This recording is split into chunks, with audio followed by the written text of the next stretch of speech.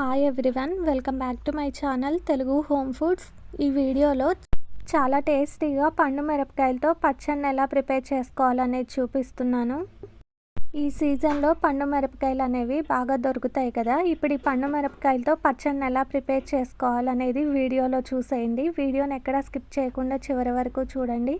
ఇక్కడ నేను ఒక 2 కిలోల వరకు పండు మిరపకాయలని తీసుకుంటున్నాను. ఈ పండు మిరపకాయల్ని మనం తీసుకునేటప్పుడు మెత్తగా ఉన్న కాయలు కాకుండా మనం మిరపకాయని నొక్కి చూస్తే గట్టిగా ఉండాలి. ఇలా గట్టిగా ఉన్న కాయల్ని తీసుకొని నీట్గా ఒక 2 టైమ్స్ వాష్ చేసుకోవాలి. మనం ఈ మిరపకాయల్ని వాష్ చేసుకునేటప్పుడు తొడాలను తీయకూడదండి. మనం ఈ కాయల్ని కడిగిన తర్వాత వీటిని ఒక పావు గంట వరకు ఎండలో ఆరపెట్టాలి. ఇలా ఆరపెట్టడం వల్ల కాయల్లో ఏమన్నా తడి ఉంటే అది పూర్తిగా పోతుంది. ఆ తర్వాత ఈ కాయలకున్న తొడాలన్నిటిని తీసి ఒక ప్లేట్లోకి పెట్టుకోవాలి. ఇలా తొడాలు తీసుకున్న తర్వాత ఇప్పుడు మనం పచ్చడి కోసం సాల్ట్ని తీసుకోవాలి. ఇక్కడ నేను గిద్ద గ్లాస్తో 1.5 గ్లాస్ వరకు సాల్ట్ తీసుకుంటున్నాను.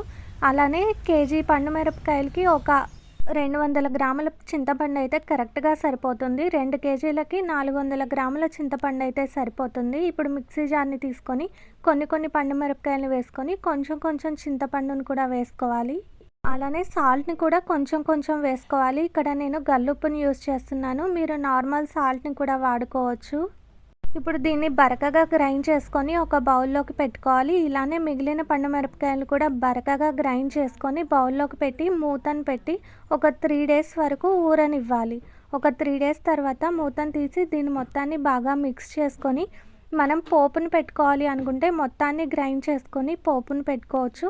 లేదు అనుకుంటే కొంచెం పచ్చడిని ఎప్పుడు కావాలంటే అప్పుడు కొంచెం గ్రైండ్ చేసుకొని పోపును పెట్టుకున్నా కూడా టేస్ట్ బాగుంటుంది. ఇప్పుడు పోపును పెట్టుకోవడం కోసం స్టవ్ మీద కళాయిని పెట్టి ఆయిల్ వేసుకోవాలి. ఇలా ఆయిల్ హీట్ అయిన తర్వాత తాలింపు గింజలు వేసుకోవాలి. తర్వాత ఇందులోకి ఒక 4-5 వెల్లుల్లి రెబ్బలు, ఎండుమిరపకాయలు, కరివేపాకు వేసి ఫ్రై చేసుకోవాలి.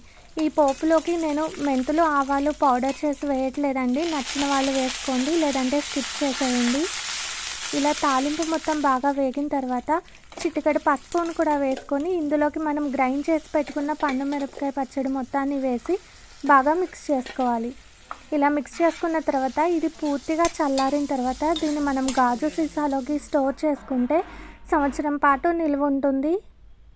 చూసారు కదా, ఎంతో టేస్టీగా సింపుల్గా అయిపోయే పండు మిరపకాయ నిల్వ పచ్చడి. ఈ వీడియో నచ్చితే తప్పకుండా ఒకసారి ట్రై చేసి ఎలా ఉందో కమెంట్ చేయండి. అలానే నా ఛానల్ని సబ్స్క్రైబ్ చేసుకొని పక్కనే ఉన్న బెల్ ఐకాన్ని ట్యాప్ చేసి ఆల్ అనే ఆప్షన్ని సెలెక్ట్ చేయండి. ఇన్స్టాలో కూడా తెలుగు హోమ్ ఫుడ్స్ పేజ్ని సెర్చ్ చేసి ఫాలో అవ్వండి. Thanks for watching.